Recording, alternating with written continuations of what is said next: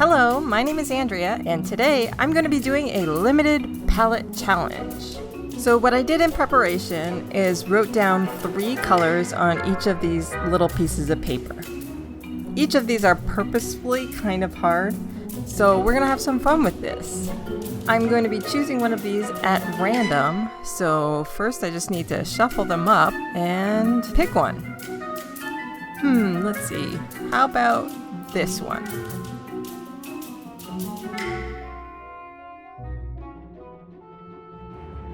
Okay, a yellow, purple, and Viridian. This will be interesting.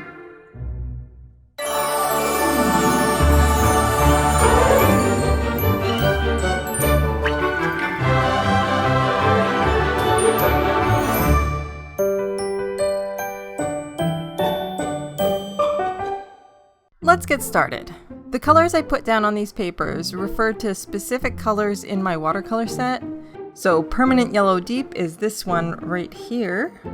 That's a nice yellow. And this one is purple. Okay. And finally, the Viridian Hue is this one over here. Wonderful. Those are my 3 colors. And to make sure I don't cheat or accidentally use any other color, I'm just going to block all the other colors out.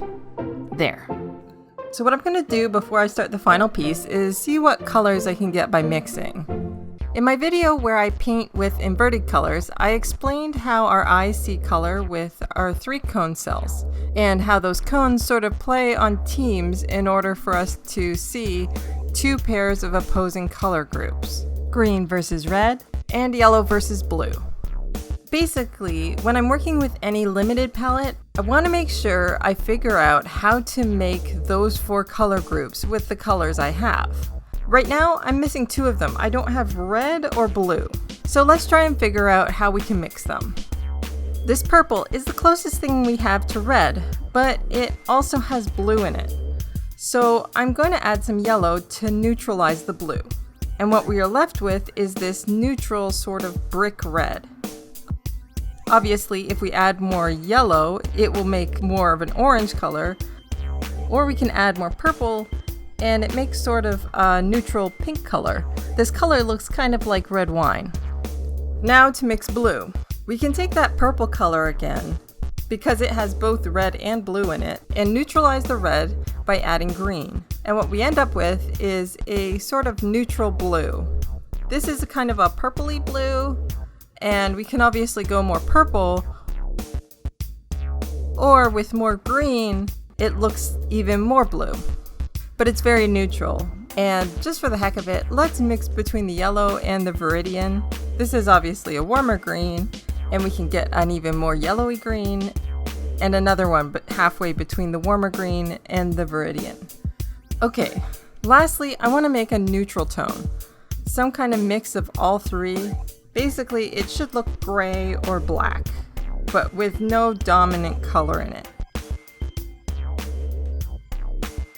Cool, that works. Now I need to decide what to draw.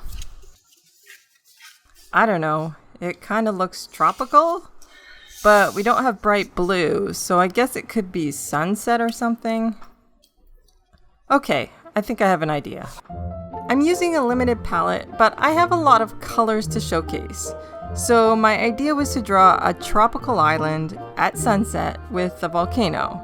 In the volcano, I can use that red color, the greens for all the tropical plants, and I'll use the yellow for the sky. I just need to figure out somewhere to put my purple. I know, I can add a dinosaur, because dinosaurs are definitely purple. That's a dumb looking dinosaur. He's perfect. I need to add some more trees to my thumbnail and put my dino somewhere. That looks pretty good. I drew a couple different thumbnails of my idea just to figure out how I might want the composition, give myself some options. Basically, visual brainstorming.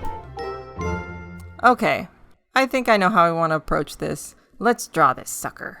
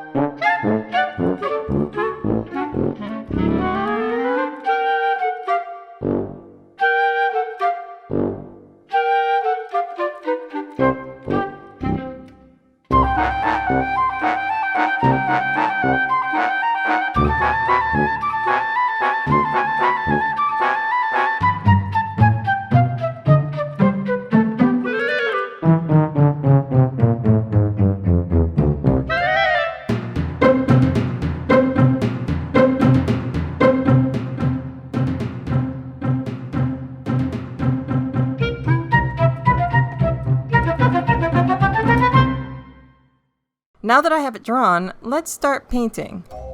I started with a clean palette just so you know I wasn't cheating, using any colors that were already on my palette or something, and made a light yellow for the sky. Let me know if you try this particular limited palette. My Instagram and Twitter is @Andrea Gerstmann, or you could just post it in the comments.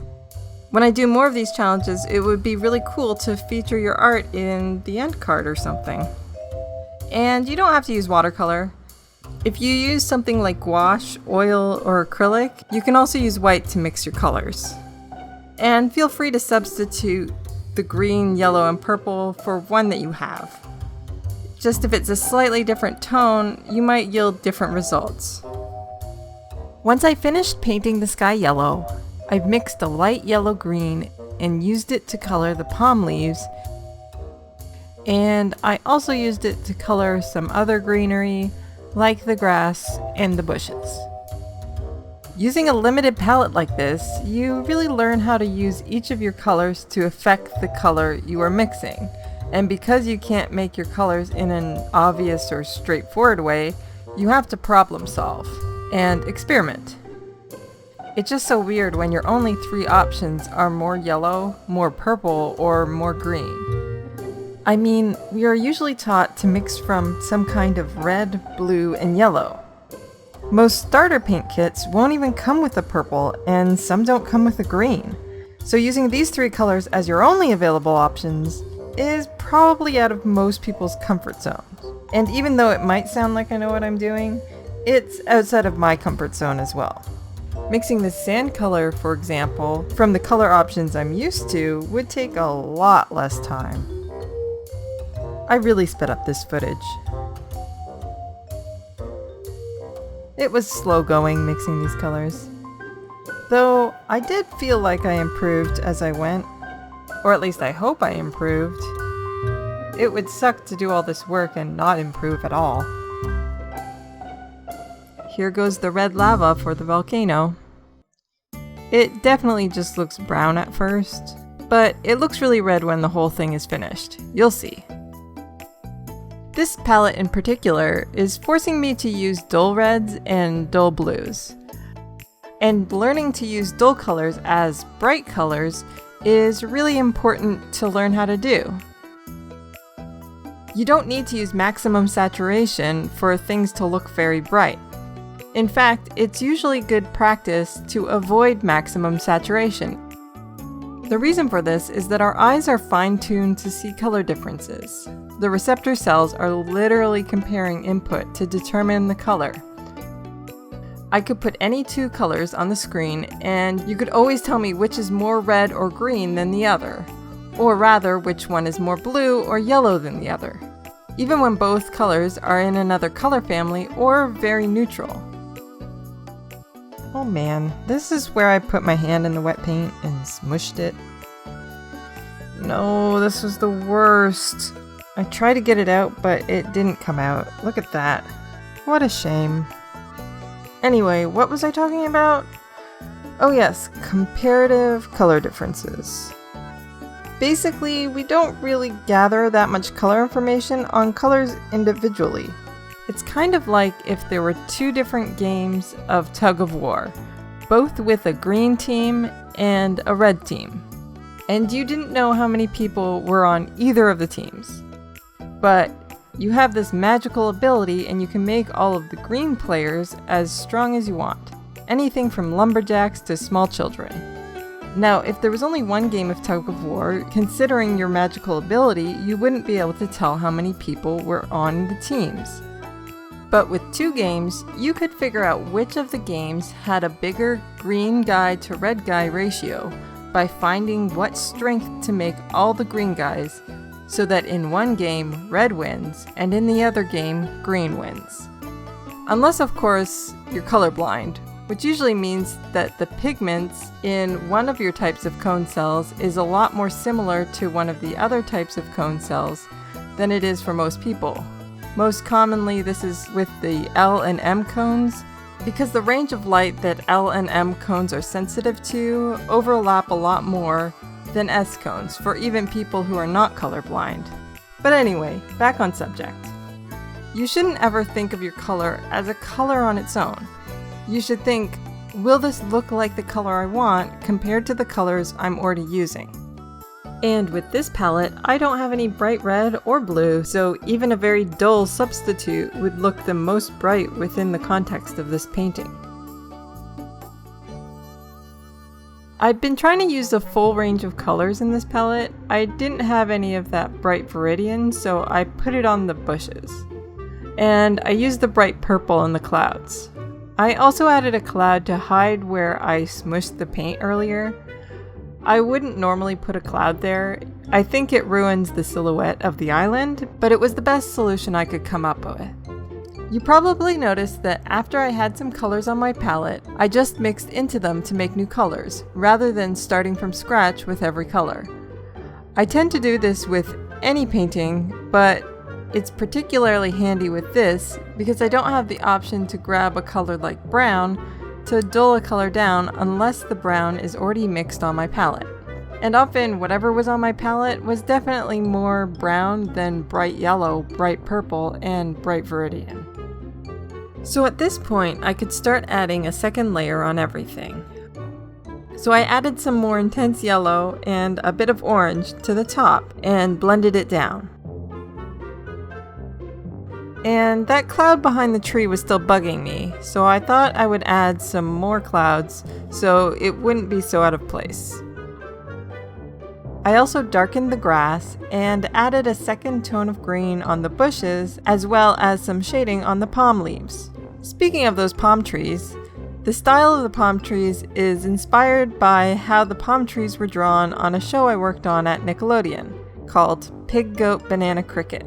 And by inspired, I mean basically stolen. One of the things that happen when you work in the animation industry is that you need to become a style chameleon. I think of style as a bunch of somewhat arbitrary rules. And when you are trying to get a job working for a show, you need to sort of crack the code. Figure out what the rules are of the style, and then apply them to your artwork. Usually, at some point, the art director will create a Bible to explain the show style and all the little rules. However, if it's in season 1 and they are staffing up for the first time, there might not be a Bible yet, rather just a couple of pieces of approved artwork to go off of. Or possibly some examples of the creator's personal work. When it comes to personal style, I don't really think about it. I just gravitate to the different aspects of different styles I like. I experiment with shapes I like, color palettes I like, and I'm sure I have a style, but with all the mimicry and experimentation, I'm free to change my personal style at a whim. So it doesn't really feel like a style, and by that I mean it doesn't really have a set of rules that makes it a style. I have, however, created styles with specific rules for different projects I've done. But I don't operate by one set of rules for everything, and I personally don't think anyone should. Just be open, don't box yourself in with a style. Let's get back to talking about this piece of art. I found a brush that really works well for pulling up the paint so I could get a bit of a highlight on some things that I forgot to leave a little highlight border on. And it worked surprisingly well. I also used it to fix up some of the patchy dark spots in places like the water where it was particularly bad. I really should have been avoiding my light areas from the start, but I wasn't being that good with that in this painting because I was so distracted by trying to mix with such a weird limited palette. I think I'm just going to speed up the footage even more for the last finishing touches.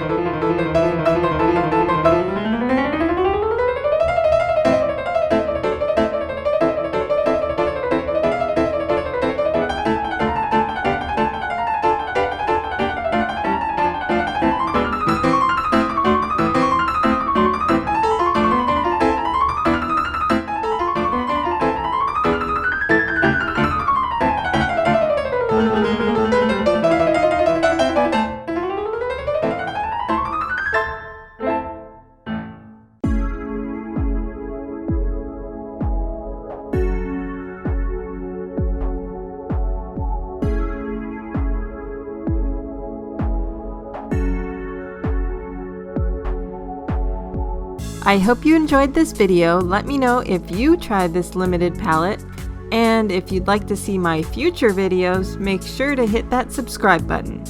Thanks so much for watching, and I'll see you in the next one. Bye!